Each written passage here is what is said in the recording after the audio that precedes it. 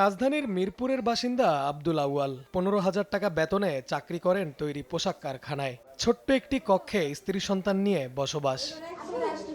বেতন না বাড়লেও নতুন বছরে 1,000 টাকা ভাড়া বাড়ায় আয় ব্যয়ের হিসাব মেলাতে পারছেন না আউয়াল দম্পতি। বেতন মনে করেন যে 15,700, বাসা ভাড়ায় 5,000 টাকা জায়গা, অসুখ বিসুখ আছে, সবার বাড়িতে দেওয়ার লাগে না, মা বাপ আছে। মাত্র 72 স্কোয়ার ফিটের এই রুমটির ভাড়া 4,500 টাকা। এর মধ্যে বছর শেষ হওয়ার আগেই ভাড়া বৃদ্ধির নোটিশ।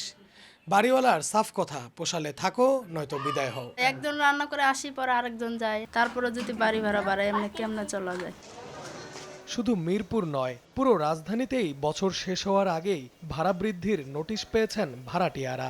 বাড়িওয়ালা বলছে যে জানুয়ারি থেকে 2,000 টাকা ভাড়া বাড়াইতে হবে। বললাম যে আমাদের তো ইনকাম সোর্স কম, বললো যদি সম্ভব হয় থাকবেন, না হলে চলে যাবেন। নতুন বছরে আমার বেতন বাড়ায় না, কিন্তু বাসা ভাড়া ঠিকই বাড়িয়েছে আর কি। মেট্রো রেল ও শিক্ষা প্রতিষ্ঠানের কাছাকাছি এলাকায় 3,000 টাকা পর্যন্ত ভাড়া বাড়িয়েছেন বাড়ির মালিকরা।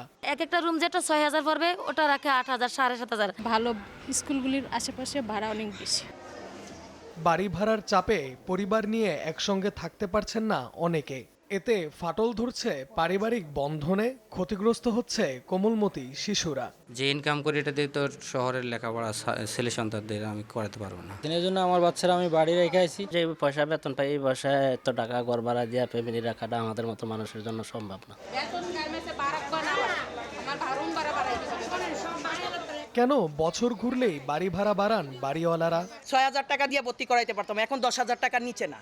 আমার 2 মেয়েরে ভর্তি করাইতে 20,000 টাকা লাগবে, তাহলে আমি এটা কোথা থেকে নিব? বাড়িওয়ালারা কিন্তু ভাড়ার টাকাটা দিয়ে চলে। গ্যাস, পানি, বিদ্যুৎ বিল এগুলা বৃদ্ধি পায়, এগুলা আমরা বাড়াই।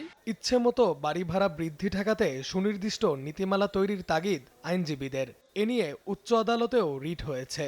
একই এলাকায় হওয়ার কারণে কিন্তু একই ভাড়া হবে না। একটি বাড়ির সাথে পাশের বাড়িটার কোনো মিল নেই। এই জন্য কিসের ভিত্তিতে ভাড়া নির্ধারিত হবে আমরা বলেছি যে একটি নীতিমালা করে দেবো। নীতিমালা যেটা আমরা চাচ্ছি সেটা হলো ক্রাইটেরিয়াগুলি ঠিক করে দেবে। যেই বাড়িটা যতগুলি ক্রাইটেরিয়া টাচ করে ওই অনুপাতের ভাড়া নির্ধারিত হবে।